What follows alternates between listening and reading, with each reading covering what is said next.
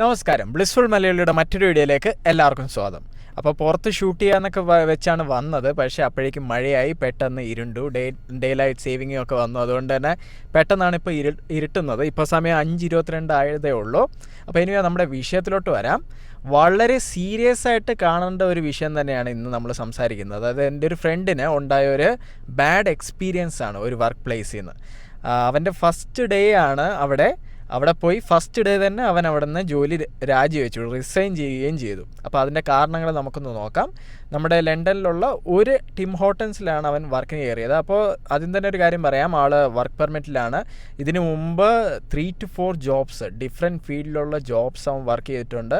എവിടുന്ന് അവനെ പറഞ്ഞൊന്നും വിട്ടിട്ടില്ല. ഇതുവരെ നല്ല വർക്ക് എത്തിക്സ് ഉള്ള, അടിപൊളിയായിട്ട് വർക്ക് ചെയ്യുന്ന, 10 മണിക്കൂറോ 12 മണിക്കൂറോ ഇട്ട് കഴിഞ്ഞാൽ നിന്ന് വർക്ക് ചെയ്യാൻ മൈൻഡുള്ള ആൾ തന്നെയാണ്. അപ്പോൾ ആൾക്ക് ഇതിൽ വന്ന് പറയാനൊരു മടിയാണ്, ഫേസ് കാണിക്കേണ്ട എന്നുള്ളത് പറഞ്ഞു. അതുകൊണ്ടാണ് ഞാൻ ജസ്റ്റ് ഇങ്ങനെ പറയുന്നത്.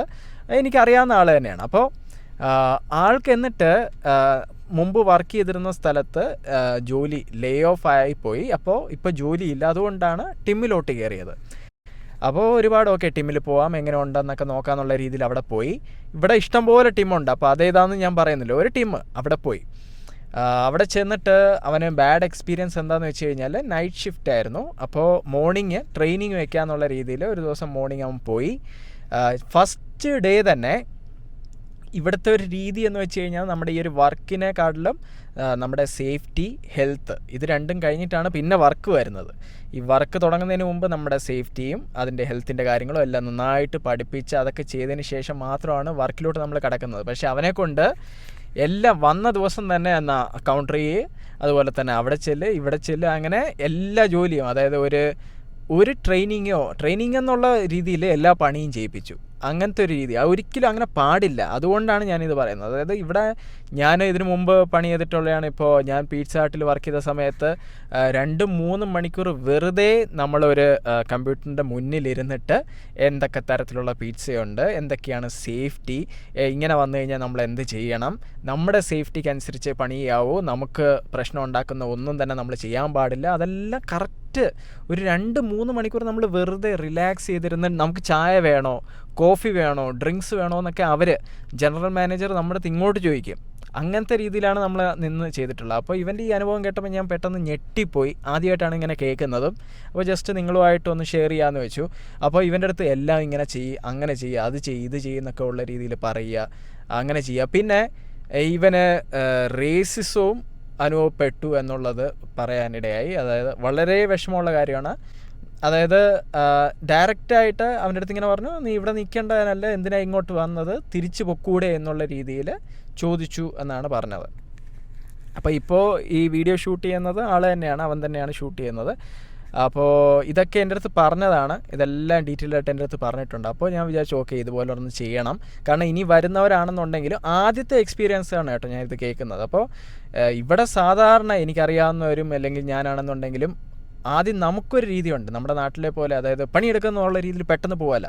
ഒരു 2-3 മണിക്കൂർ ആദ്യം ഒരു കമ്പ്യൂട്ടറിൻ്റെ മുന്നിലിരുന്നിട്ട് എന്ത് പണിയാണോ ചെയ്യുന്നത്, പാത്രം കഴുകുന്നതാണെന്നുണ്ടെങ്കിൽ തന്നെ നമ്മൾ റിലാക്സ് ചെയ്ത് ഇന്ന സേഫ്റ്റി കാര്യങ്ങൾ നമ്മൾ നോക്കണം, ഇങ്ങനെ വേണം ചെയ്യാൻ, അങ്ങനെ വേണം ചെയ്യാൻ, ഗ്ലൗസ് ഇടണം, അല്ലെങ്കിൽ നമ്മൾ ഇങ്ങനത്തെ രീതിയിലൊന്നും ആ ഒരു മെഷീനെ സമീപിക്കരുത്, ചെയ്ത് കഴിഞ്ഞാൽ നമുക്കടുത്ത് പണിയാവും എന്നുള്ള രീതിയിലെല്ലാം പഠിച്ചിട്ട് വേണം നമ്മളത് ചെയ്യാനായിട്ട്. അല്ലാതെ ചെന്നുടനെ തന്നെ പണിയെടുക്കുക എന്നുള്ള രീതിയല്ല ഇവിടങ്ങളിൽ. അപ്പോൾ ഇത് കേട്ടപ്പോൾ വളരെ എനിക്കിതായി. പിന്നെ അറിയാം, ടിം ഹോട്ടൽസ് എന്ന് പറയുന്ന ഒരു ഫാസ്റ്റ് ഫുഡ് ഒരു ചെയിനാണ്. അതുകൊണ്ട് തന്നെ നമ്മൾ പടയെന്ന് പറഞ്ഞ് നിൽക്കണം. പക്ഷേ എന്നിരുന്നാലും ഫസ്റ്റ് ഡേ തന്നെ പടയെന്ന് നിൽക്കണമെന്ന് ആരും പറയില്ല. ട്രെയിനിങ് ഉണ്ട്. പിസ്സ ഹട്ടിലൊക്കെ വെച്ചിട്ട് ഞാൻ എന്തൊക്കെ പൊട്ടത്തരങ്ങൾ ചെയ്തിട്ടുണ്ട്, എന്തൊക്കെ തെറ്റുകൾ ചെയ്തിട്ടുണ്ട്. പക്ഷേ നമ്മൾ ആ എഫേർട്ട് ഇടുന്നുണ്ട്, അല്ലെങ്കിൽ നമ്മളത് പഠിക്കാൻ നമുക്കൊരു താല്പര്യം ഉണ്ടെന്നൊക്കെ അവർക്ക് തോന്നിക്കഴിഞ്ഞാൽ അവർ ക്ഷമിക്കും, നമുക്ക് ഹെൽപ്പ് ചെയ്യാനായിട്ട് ആൾക്കാരെ തരും. അങ്ങനെയാണ് തുടക്കത്തിൽ നമ്മൾ ഫസ്റ്റ് ഡേ അല്ലെങ്കിൽ ഫസ്റ്റ് വീക്ക് തന്നെ നമുക്ക് പടയെന്ന് ചെയ്യാൻ പറ്റില്ല. അപ്പോൾ നമ്മുടെ കൂടെ ഒരാളെയും കൂടെ അവർ എക്സ്ട്രാ ഒരു ഷിഫ്റ്റ് നടത്തും. ഇതൊന്നും ചെയ്യാതെ ഈ ഫസ്റ്റ് പണിക്ക് വന്നവനെ കൊണ്ട് തന്നെ ഇന്ന് പണി ചെയ്യാൻ ആളില്ല, ഇവനെ കൊണ്ട് എല്ലാം ചെയ്യിപ്പിക്കുക എന്നുള്ള രീതിയിൽ ചെയ്യുന്നത് അതൊക്കെ തെറ്റാണ്. അപ്പോൾ ഇത് കേട്ടപ്പോൾ ഭയങ്കര ഇതായി. അപ്പോൾ ഇപ്പോൾ വരുന്നവരാണെന്നുണ്ടെങ്കിലും അല്ലെങ്കിൽ ഇപ്പോൾ പണിക്ക് കയറുന്നവരാണെന്നുണ്ടെങ്കിലും നിങ്ങൾക്കായിട്ടൊരു റൈറ്റ്സും കാര്യങ്ങളും ഒക്കെ ഉണ്ട്. ഇന്നത് ചെയ്യണം, ഇന്നത് ആദ്യം ചെയ്യണം, അതെല്ലാം ചെയ്യിപ്പിക്കുകയും വേണം അവർ.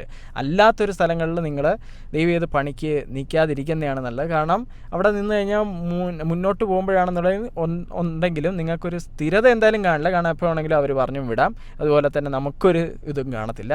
പിന്നെ ചിലർ ചോദിക്കുമായിരിക്കും, ഇതൊക്കെ എന്നാൽ കംപ്ലയിൻറ്റ് ചെയ്തുകൂടെ, ഇതൊക്കെ ഫയൽ ചെയ്യണം, കേസ് കൊടുക്കണം. പക്ഷേ നമ്മളും ഞാൻ പറയുന്ന പോലെ തന്നെ നമ്മൾ ഇവിടുത്തെ ഒരു PR ഇതുവരെ കിട്ടിയിട്ടില്ല, ഒരു സിറ്റിസൺ അല്ല. അപ്പോൾ അങ്ങനെയാണെന്നുണ്ടെങ്കിൽ തന്നെ ഇതൊക്കെ ചെയ്യാൻ പലരും മടിക്കും. കാരണം ഇതിൻ്റെ പിന്നാലെ പോകണം, പിന്നെ എന്തൊക്കെ ഇനി ഭാവിയിൽ പ്രശ്നങ്ങളുണ്ടാവാം എന്നുള്ളതൊക്കെ ഉണ്ട്. അപ്പോൾ അതിലും നല്ലത് നമ്മളവിടെ നിന്ന് മാറി വേറൊരു രീതിയിൽ വേറൊരു ജോലി നോക്കി പോകുന്നതാണ് നല്ലത്. അത് തന്നെയാണ് എനിക്ക് തോന്നുന്നത്. ഇപ്പം നാട്ടിലാണെന്നുണ്ടെങ്കിൽ തന്നെ നമ്മൾ പരമാവധി പ്രശ്നങ്ങളിൽ നിന്ന് മാറി നിൽക്കാനല്ലേ എല്ലാവരും നോക്കുന്നത്. അപ്പോൾ ഇവിടെ എന്നിട്ട് വേറൊരു രാജ്യത്ത് വന്നിട്ട് നമുക്കൊന്നും ഇല്ല, നമുക്ക് ജസ്റ്റ് ഒരു വർക്ക് പെർമിറ്റ് നിൽക്കുന്ന ഒരാൾ വന്നിട്ട് ഇങ്ങനെയൊക്കെ ചെയ്യാനായിട്ട് നിന്ന് കഴിഞ്ഞാൽ അത് പിന്നെ ചിലപ്പോൾ വലിയൊരു പ്രശ്നത്തിലോട്ട് പോകാനും നമുക്ക് തന്നെ അതൊരു ബാധ്യതയാവാനും ഒക്കെ സാധ്യതയുണ്ട്. അതുകൊണ്ടാണ് പലരും അങ്ങനെ ചെയ്യാത്തത്. അപ്പോൾ അതൊക്കെയാണ് നമ്മുടെ ഇന്നത്തെ ഒരു വീഡിയോ എന്ന് പറയുന്നത്. എല്ലാവർക്കും ഒന്ന് മാക്സിമം ഒന്ന് ഷെയർ ചെയ്യാൻ വേണ്ടിയിട്ട് ശ്രമിക്കുക. പിന്നെ നിങ്ങളുടെ അഭിപ്രായങ്ങളൊന്ന് താഴെ കമൻറ്റ് ചെയ്യാനും ഒന്ന് ശ്രമിക്കുക. അപ്പോൾ അത്രയൊക്കെ ഉള്ളൂ. മറ്റൊരു വീഡിയോ ആയിട്ട് നമുക്ക് വീണ്ടും കണ്ടുമുട്ടാം. It's me Sreehari signing of.